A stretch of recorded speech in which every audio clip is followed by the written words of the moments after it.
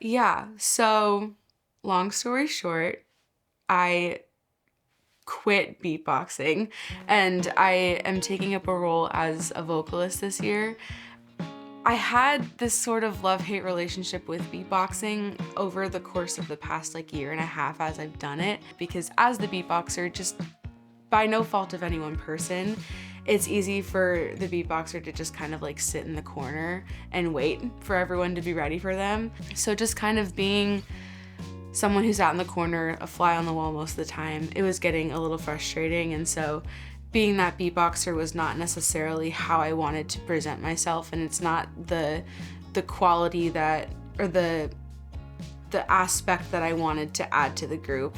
Sophomore year, Gabby took on VP fully, and I think I knew in my gut she hated it, but she was so good about ranting to me when she needed to vent, and also being enthusiastic and pushing herself and being very passionate and caring a lot.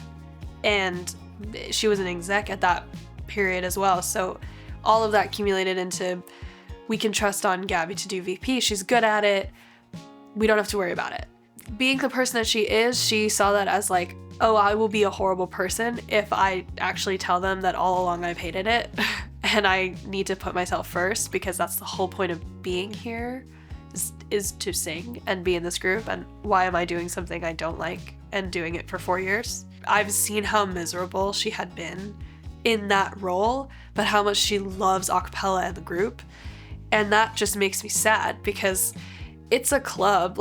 You're not really supposed to be in this group if you're just punishing yourself. But every time she did VP instead of music, that's kind of what she was doing.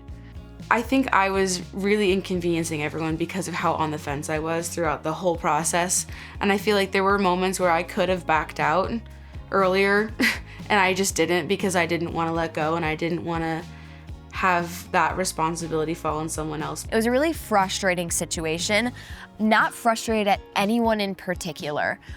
It was not, oh, I'm so frustrated at Gabby. Not in the slightest. It was just a difficult situation, but we also wanted Gabby to be happy in the group. She's such an important member of the group, and so for her to be doing this, and you could just kind of tell by her energy during rehearsals as well, she didn't enjoy it, and so we wanted her to be able to feel like she wants to be in the group. She was saying it feels like a chore.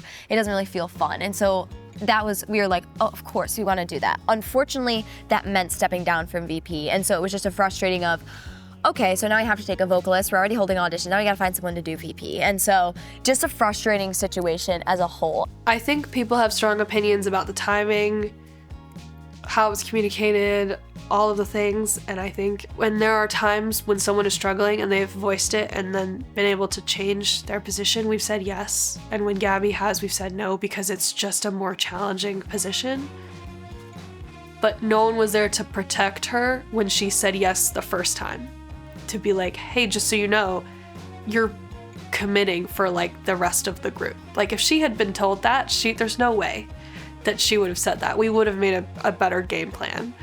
So yeah, I think we have to get over ourselves a little and admit that everyone was being selfish by forcing her to do it.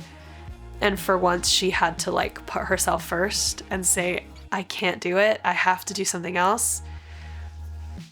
And leadership pivoted and we handled it, and we have a VP. So it worked out the best way it could have possibly worked out. Honestly, I am surprised that we found someone who's willing to do it. Because I just said, it is the position everyone dreads. Okay. You didn't originally, I guess, audition to do beatboxing. No. What's your thoughts? I have mixed feelings on it.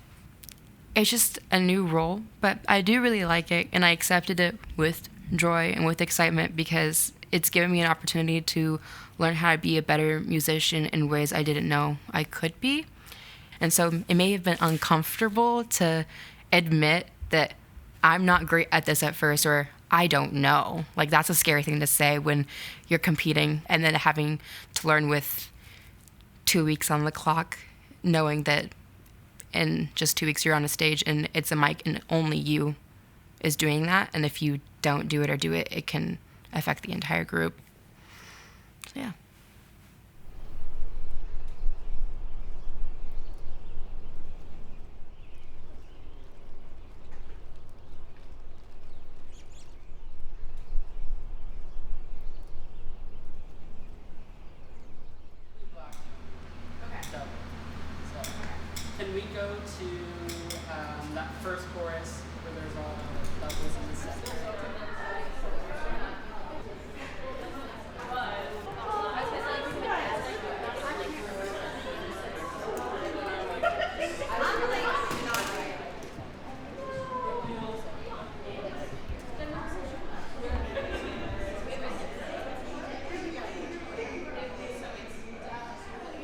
the other group. They're coming at like 2, and then they'll be here till 5. But I'm sure they will. Sure. Cool. Awesome. Okay, sounds good. Thank you. I'm sorry. Yes. Hannah, what's going on? Huh? What's going on? Oh, they just are wanting to use the space, and because we're not student affiliated, we can't reserve the room. And they want to use the space too, so we're going to share it with them. But they didn't have a reservation, and we didn't either, so now we're here. I don't want people seeing anything. In my coat. They all did at one point. It's a secret, nobody can know. We don't want peaks. This is a peak-phobic room. Yes? So the whole thing has to be super... Yeah, so basically we're not a Belmont affiliated club per se. So they hit us, no, just kidding. But we can't book the fit rec. So it's kind of like first come, first serve. Whoever gets here first gets the room. So since all 5 a cappella groups on campus are competing, we're all fighting for this room because it has the mirrors and the most space for dancing. So sharing is caring. That's one of our biggest struggles as a non-affiliated Belmont group. We're strictly student run, which is amazing, but it definitely has its cons. And one of those cons is that there's a lot of strict limitations to the rooms that we can reserve. And so it makes things very difficult. Oh, Gabby's right here. Yeah, indeed. You gotta find your square. You're in that photo. I have that? Well, no, we're in that picture that they put of me. We're in that photo together. So we gotta find your, like, are you gonna eat anything? And she goes, I don't like breakfast. And then the book, breakfast is like, the best meal of the day. I know. And she's like, hold on.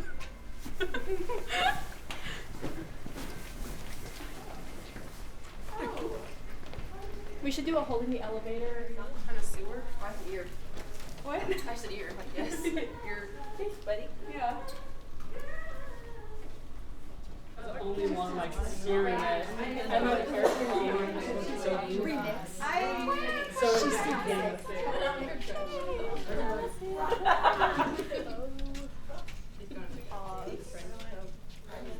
Freeze. If you're in the back, I realize now you have no time. Yeah. We'll have you actually start the chorus back here until you're okay with that. So then you're not like. That means when you spread out, go all the way to the side before you start going back. That way, these people can get to where they're going. Yeah. Awesome. Thank you so much. Thank you so much. So, if you couldn't tell, I have a birthmark on my face, and that was a huge difficulty for me growing up. I mean, it's hard to avoid, it's hard to ignore, it's kind of right on my face, which is the first thing that like people see when they meet you. And so growing up, I dealt with a lot of bullying and self-image issues, and that was something that was like really, really tricky to navigate, because if the bullying wasn't about my birthmark, then it was about my weight or my, body image or whatever. And so I had a lot of those like self-image issues growing up, which started like in middle school and even before that, honestly.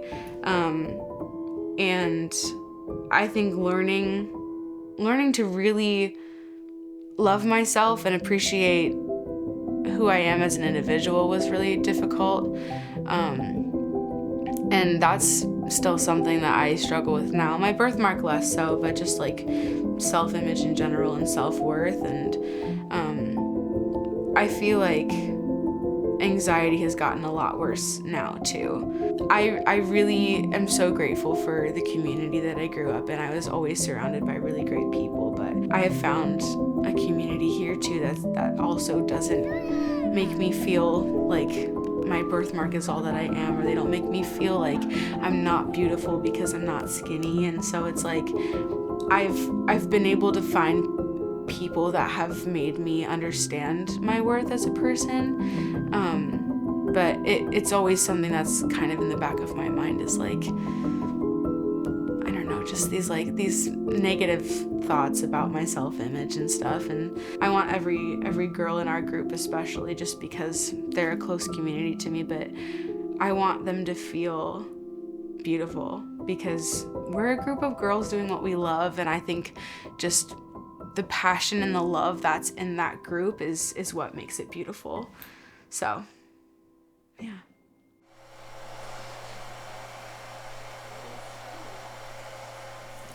I just think like the group needs to get past the whole we need to do these things and these things and these things. It's just like we can do them. Oh yeah. We need to practice like holding ourselves accountable and stopping if it's not happening, and just get a lot of reps in because it's gonna happen. It's gonna happen. It's gonna be a good show. Yeah. Confidence is the key. We all have to believe in what we're doing, and believe and trust that everyone is gonna do it when show day comes.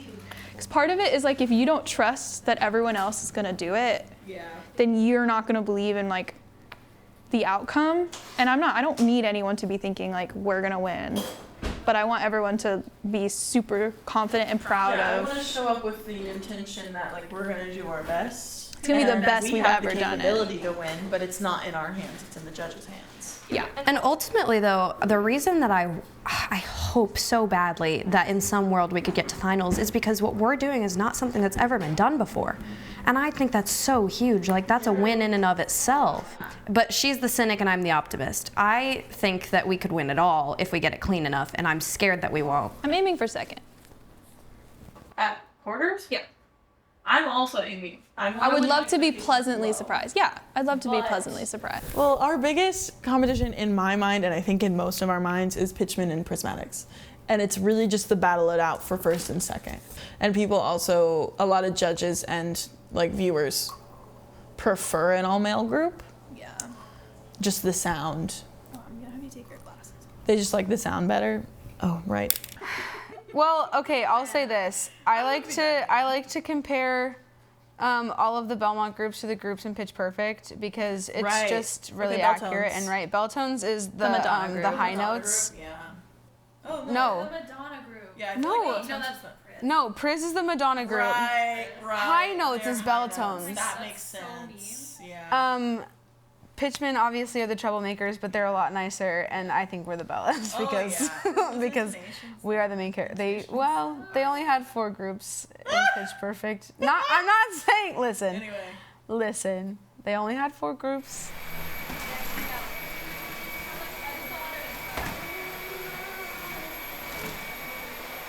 I think our idea and our songs have the power to go to finals. It's just whether we like execute it properly and put the drive in it and like really want it as much as we did last year and put our all into it as much as we did last year. It's just a lot of music that we're learning in a small amount of time. And like with all of our schedules, like we haven't really, like my alto 2s haven't been able to really have a good sectional in a while because our section leader Nairi is badass and she's just like had so many other commitments with her other vocal groups, and then like we'll have exams, and it's been very hard to coordinate for our group. Everyone is cracking down with finals, and then they're like, oh, let's add a rehearsal this day, and we're like, we can't do that. You know, like we're at the point in the semester, everyone's getting sick. You can hear from my cold. We're all exhausted. We like to joke that when Brielle gets sick, she gets really sick, and that is what happened. She ended up getting mono again.